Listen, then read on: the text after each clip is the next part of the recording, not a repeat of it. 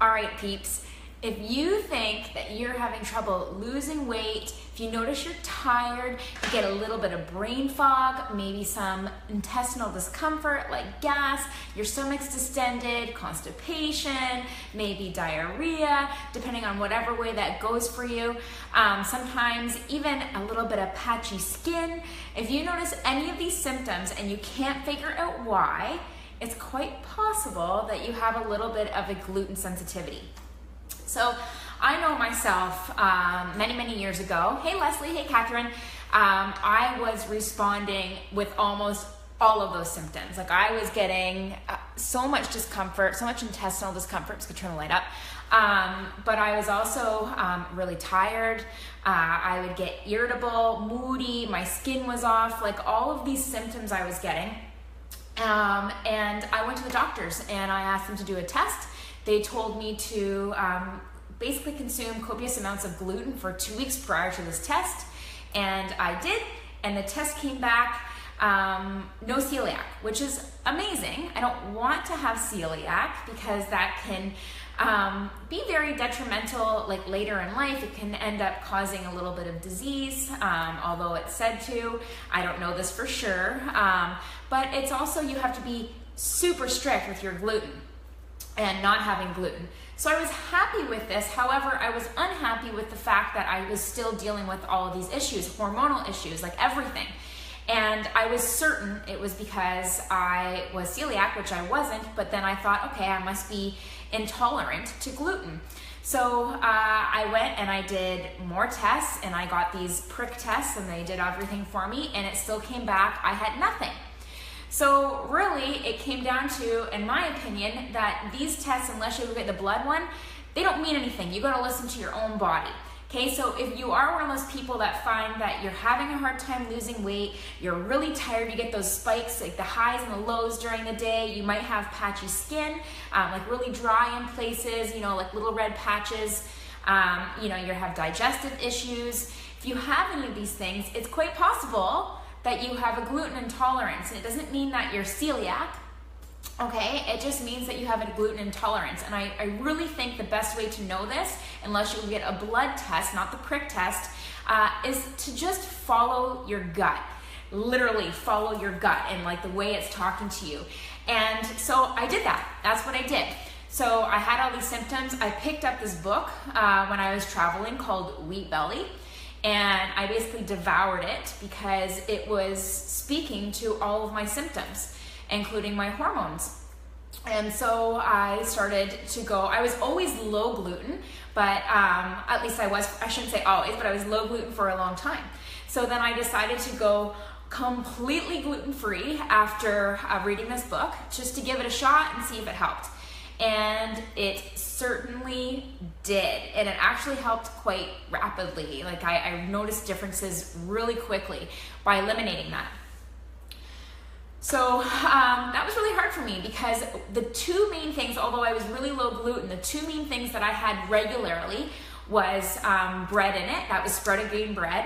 And I had that regularly, and then I also enjoyed my IPA beer, which I know many of you know I enjoy, and I had gluten in it, so I had to eliminate these things immediately, which was a little bit of a downer, but worth it if I reaped the benefits. So I started incorporating, oh, and I had crackers. I had crackers that had gluten in them. So I started incorporating these gluten-free products into my diet. So I started having cider beers, I started getting gluten-free bread, gluten-free crackers, and then enjoying these other gluten-free treats that you'll see on the shelves. And I would say, although my symptoms were dissipating, which was fantastic on a health point of view, however, I was actually starting to gain weight. So the one thing I learned within the first couple months, I put on 5 pounds, 8 pounds tops, but it was mostly around my belly. And so it was body fat. It wasn't, you know, I was putting on muscle or anything. It was specifically around my belly and it was body fat. So I started to do all this research then on gluten-free products, and, you know, shame on me for not doing it before I started having all of them. But I learned that a lot of them, like the breads, the crackers, the cereals, all these things can actually be super high on the glycemic index. And I remember reading, in fact, that the gluten-free bread can actually be higher on the glycemic index than white bread.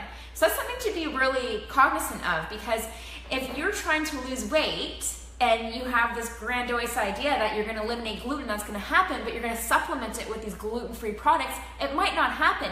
You might have, less intestinal distress, but then you could be like me and you could start gaining weight because you're having all these gluten-free products. So gluten-free doesn't mean healthy, okay? And that's a huge misconception, and it's really unfortunate now because all these brands are using that to their advantage to promote.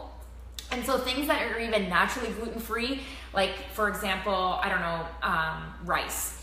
Like there might be a brand that's like gluten-free, and yeah, because it's naturally gluten-free. So that's where the confusion lies, because then you'll get another product that is, say, some sort of cereal or cracker or bread, or like a cookie, or like some sort of like healthy protein bar or something that's gluten-free, and it's not healthy for you, but they promote it as being healthy because it's gluten-free.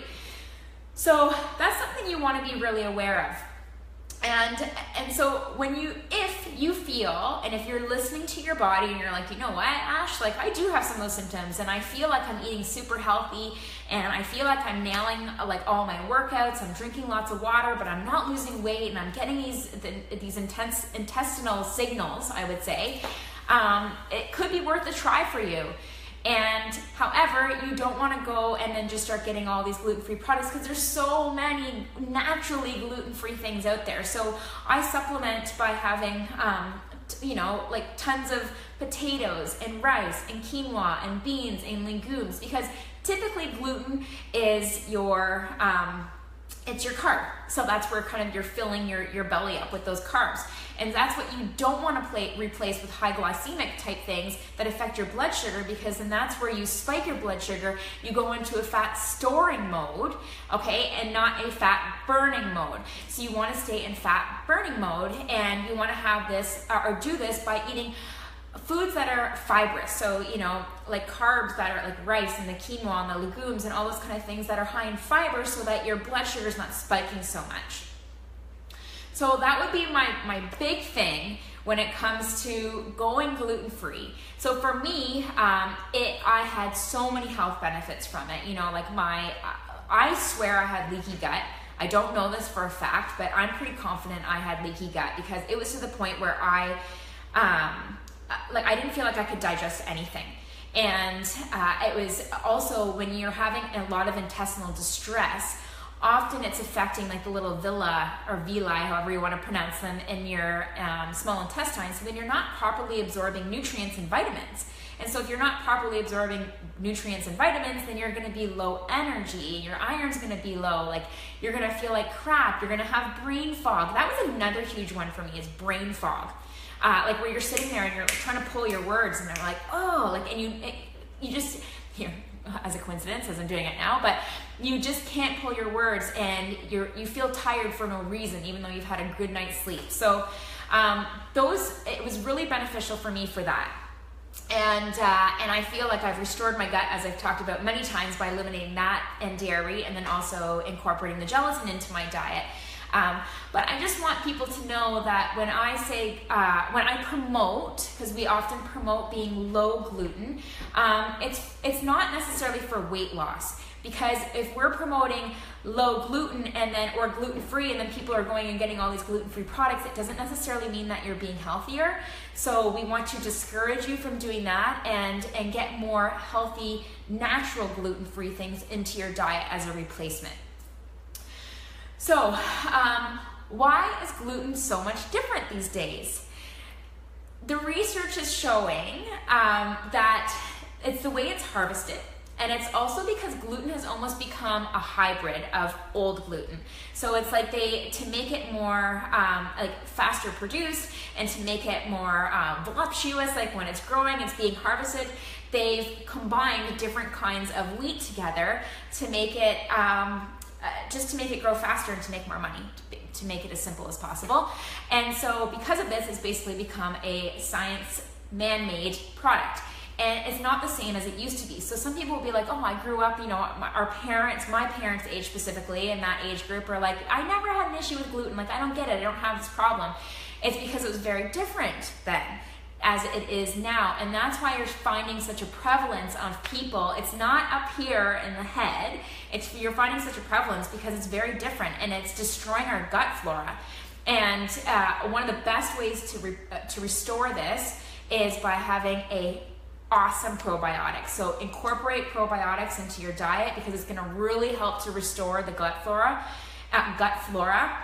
and make you go to the bathroom, kind of try to start to eliminate all those indigestion and the digestive issues that you're having. So please, that's why people are getting a lot of gluten and other food sensitivities that we never had before. So if you think that you're one of these people and you might not have to completely eliminate gluten, that's awesome. You can kind of like peel back on it, but please definitely go out and buy yourself an awesome probiotic because that can really help to replenish and make you feel good.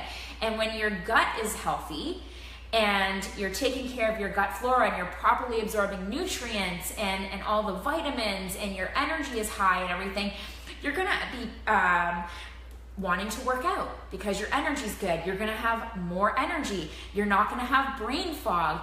You know, you're just gonna be more on it. You're gonna be having better choices when it comes to food because you're not tired, but also because you have all those nutrients in your body. So there's so many reasons to restore your gut health and kind of like get some of the bad foods out. Don't replace them with other bad foods like all these gluten-free products out there that aren't necessarily healthy for you. And then to add in that probiotic to help restore your gut, and then maybe, as most of you know with me, a little bit of gelatin. So that's where I would start, and those are the reasons I got rid of gluten myself, and I think it majorly helped with my digestion. I'm certain it helped with my hormones because I went from being told that to never expect having a period again, to never expecting to have a baby, to getting regular periods and obviously having a child. So, and that is touched on a lot in that Wheat Belly book about how much it affects your hormones. So definitely, for any of you that are experiencing these kind of symptoms, the brain fog, the tiredness, the irritability, the crazy cravings, the hormone issues, the digestive issues, like all these things, you know what? Even if a test comes back negative, like it did for me with the doctor, it's worth a shot, right? So what do you have to lose besides a little bit of gluten for a little while? And then a couple years or even a couple months or a couple weeks, depending on how bad your digestive issues have gotten. Like myself, now I can have a beer and not have to react so strong. And now I can have my spread of grain bread, which is amazing because it's so much healthier for you than this gluten-free crap. So it doesn't mean that it's a game over and you can't ever have gluten again. But try not to look at it as you're eliminating something out of your diet and you're restricting yourself to something more. You're adding all these amazing foods in that are going to fill you up more and make you feel more energized. So let me just make sure I covered everything before I ask or answer questions. Oh yeah, so I think I have. I basically covered all of my own stuff. Let me see if there's any questions on here. Lots of people popped on, that's awesome. Great advice with the gluten-free products on the market. Yeah, awesome. No, thanks for watching, Danielle, and I hope that helps because I was definitely one of the people that was having lots of gluten-free products and it made me gain weight. So gluten-free doesn't always mean healthy. I find the inflammation in my knee flares up with gluten. Yeah, you know what, Leslie, I didn't find that personally, but I've heard a couple people say that because gluten causes inflammation. Right? So, and some people, I know myself, I noticed it in my joints, like in my hands, like if I had gluten, my hands would swell, and it still does if I have like a beer or something. But yeah, a lot of people feel it in their joints. So that's really interesting that you pointed that out. So there's another symptom for any of you that are watching and you find that you have really sore joints a lot. Gluten is one, and they actually touched on that in the Wheat Belly book too. So thanks for bringing that up. It's a great point. Was that Ezekiel bread you were referring to? I enjoy it, but wasn't sure about the hype. Yeah, well, sprouted grain bread comes in different brands, and one of those brands is Ezekiel. That's the one I started with. I personally prefer Silver Hills, and I just like the texture better. I find it a little bit more cost-effective, and I just find it most like bread. But yes, that is the bread. It is worth the hype. I think it's worth all the money. Because it is sprouted grain and it's not highly processed. That's why, and it doesn't have all the preservatives in it. That's why you only find it in the freezer section. And if I take out Ezekiel bread or a sprouted grain bread and put it on the counter even for a day, it can go bad. So that's kind of interesting when you think about all these loaves of bread that can sit on the grocery store shelf for like weeks and weeks and weeks, possibly months. I don't know. But like, what is that? And why is that going into your body? And why should that go into your body? Just so it can sit on the shelf so a company can make money off of it, right? So yeah, those are worth the money for me. I think they're great, and you don't see commercials for that, but it is fantastic for you. So if you are, if you're not celiac, and you just find that you have a little bit of gluten sensitivity, a lot of people can tolerate that gluten. There was a point, no problem. There was a point where I couldn't even tolerate that gluten. Like, I couldn't even have gluten in sauces. And there's gluten in a lot of things. You have to be careful. Like, there's gluten in soy sauce, there's gluten in salad dressings, there's gluten in some of the stuff that you can get from meat that is like spiced or whatever has gluten in it. Like, I was getting to the point where I had to call like every 1-800 number to check if there's gluten in it, because it comes in so many different names. It's like this mysterious way of getting it into products, but it's in a lot of things. So I was like hypersensitive for a while, but I'm not now. So if you don't find you're hypersensitive, then you could probably get away with some sprouted green bread, no problem, and still reap all the benefits of being low gluten, like myself. Is there any other questions? I feel like this could be like a hot topic, because a lot of people ask me about going gluten-free. Anybody? It doesn't help that I haven't been on here in a couple weeks, so people are like, it's July at 8 p.m. and it's beautiful out, and we're not talking. But I'm happy to answer any more questions. Sandra, I have Crohn's, and when I went off gluten 7 years ago, I have Crohn's when I went off gluten 7 years ago. It has been the best decision I've made. Yeah, Sandra, it's actually one of the best decisions for anybody that has Crohn's, colitis, any sort of IBS. That's what I was told when I was a kid, is that I had IBS. And my theory behind IBS, this is different for Crohn's, but that's amazing that because Crohn's is an inflammatory disease, right? Like, so you shouldn't be having things that are inflammatory, which is gluten. So no, you shouldn't be having that. And I'm so happy that you figured that out 7 years ago. How fantastic. But yeah, for myself with IBS, I had all these food sensitivities growing up, and my parents took me to the doctors to try and figure out what was going on, because I was sick a lot. And I was exhausted because of it, because I wasn't absorbing any of my nutrients and vitamins, which I totally understand now. And my theory is that IBS is just a food allergy. Often, I shouldn't say just, it's often a food allergy that's undiagnosed, and you need to find out what that food allergy is. I mean, the most common food sensitivities, allergies, whatever you want to call it, is like, the gluten, the dairy, the eggs, the corn, the soy. But you could have a completely random one, like you can't eat, like I think Nicole can't have kidney beans.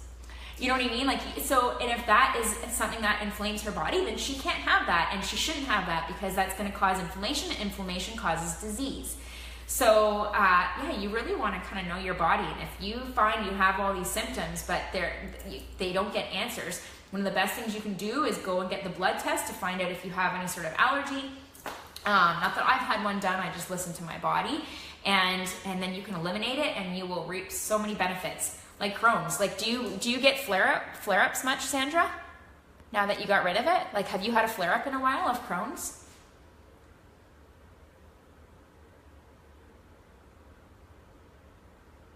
Are you still on here? That's okay. If you're not, that is okay. But that would be interesting to know. Nope. Yay. Thank you. I'm so happy you're still on there. That's amazing. So anybody else that's watching this and has Crohn's or colitis or has IBS, this diagnosed IBS, like you can reap so many benefits and basically be symptom-free, 100% symptom-free.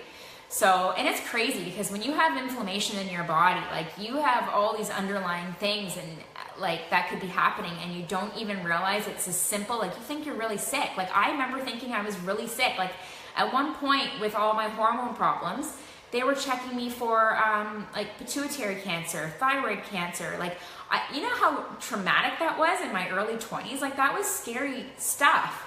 And it really came down to my nutrition. Like go figure. Like it's so simple but not simple. Like it was so easy for me to potentially fix by fixing the way I ate. I had to go on a thyroid pill because by that point my thyroid was so shot. from the way I was eating, that I needed to go on thyroid medication and then take some hormone therapy. But I'd be going right back there again if I didn't change my eating. And I'm certain my eating was a big change, because it was after I read Wheat Belly that I changed everything completely and like went really strict for a couple of years. I wish I could remember. I was trying to look it up today because I know I wrote blogs. And I think I did it completely in 2013, and I only started having it again recently. So it actually was like probably 3 years, because I wasn't having it, unless it was by accident. I really wasn't having it much at all. Does something like raw oatmeal have gluten? I'm guessing yes. Actually, Katrina, technically it's supposed to not have any gluten. Oats are actually gluten-free. However, they often have cross-contamination, just because of the factories that they're made in and produced in. So people that have celiac or like are just find they're really sensitive to it, they get really bloated when they eat gluten. I would say go wheat-free with the oatmeal, but you don't have to. You could probably get away just having regular oatmeal and you'd be perfectly fine. So technically, no, it doesn't have it, but sometimes people that are really sensitive, like for me, I was sensitive, like quite sensitive for a while. I could probably eat regular ones now, but I had to get the Nature's Path wheat-free stuff. I still do often, just because I like it, and it's just my routine now, but I don't have to. But anybody that has celiac or like a really, really intense sensitivity to it, yeah, you would need to, because it often does have cross-contamination. Anything else? Thank you so much for popping on, guys. Katrina. Hey, Aaron, you had your baby. Thanks for popping on here. And Holly. And Sandra, thanks for your input. Ash, my buddy Ash. And Danielle, Kristen, Sinead, Leslie. Thank you so much for popping on here, guys. Patricia, Chris Wise. I wonder if Chris Wise is still on here. I haven't heard that name in a while. Carrie Ann, Sarah, Steph, Pamela. Oh, Brittany. I've been creeping you on social media waiting to see if you've had your baby. I don't know if you're still on here, but I need you to send me a picture and I want to hear all about it. Debbie, Amanda, Ashley, Karen, Meg, thank you so much for popping on here, guys. I really appreciate it and spending your Wednesday night with me. But yeah, that's my gluten stuff, and I'm happy to come on here for the next little bit, as always, to answer your questions. If you have any personal questions for me or just about gluten, and if I don't know the answer, I'll do my best to research it and give you the best answer possible. And yeah, that's about all for today. But what time is it? Oh, that was a quick one. 25 minutes. Oh, here's another comment. I feel 100% better. It was hard to go off gluten, but when I changed how I ate, I started to feel so much better. I won't go back. I cook and bake everything. I'm assuming that means gluten-free. Yeah, that's the thing, right? Like once you start eating that way and you see, because some people don't even realize how they're walking around bloated and uncomfortable all the time. They don't realize how much their digestion is affected on a daily basis because they're so used to it. So once you get off, and then you're like, oh my God, I feel so much better, and I'm going to the bathroom more regularly, and my skin's clearing up, and I'm not having brain fog all the time, and I'm alert, and I'm not tired all the time, and this patch is gone, and all these things. It's pretty motivating. So like, why would you want to go back to having that all the time? That's like me. Like I can tolerate some gluten now, but I would never go back to eating it regularly ever in my lifetime because I benefit so much, just like dairy. I'm the dairy and the gluten girl. I'm so typical. But anyways, thanks for coming on. Thanks for your comments, guys. I really appreciate it. Especially Sandra for giving us your input, and Leslie, your input on what gluten, how it affects you, and how going off of it made you feel so much better. So anyways, guys, thanks for coming on. Huge eye-opener going gluten-free. Oh, there's Kristen too. Yeah, for sure. Because that's what I say, Kristen. People don't realize how much it affects you until you go off of it. Some people don't realize that they're living in so much discomfort. And it could be the simplest thing like, low energy. Just saying. It could be that, or it could be you're having a hard time losing weight, and then all of a sudden you get off gluten, it starts coming off. So same with dairy for lots of people. So yeah, gluten affects a lot of people, but they just don't realize it because it manifests itself in so many different ways. So anything else? I'm going to stop saying bye unless it's actually a bye this time. No? Okay, well, thanks for watching, guys. I hope everyone has a wonderful night. I don't have any plans for next Wednesday so far, so I plan on being here again 8 p.m.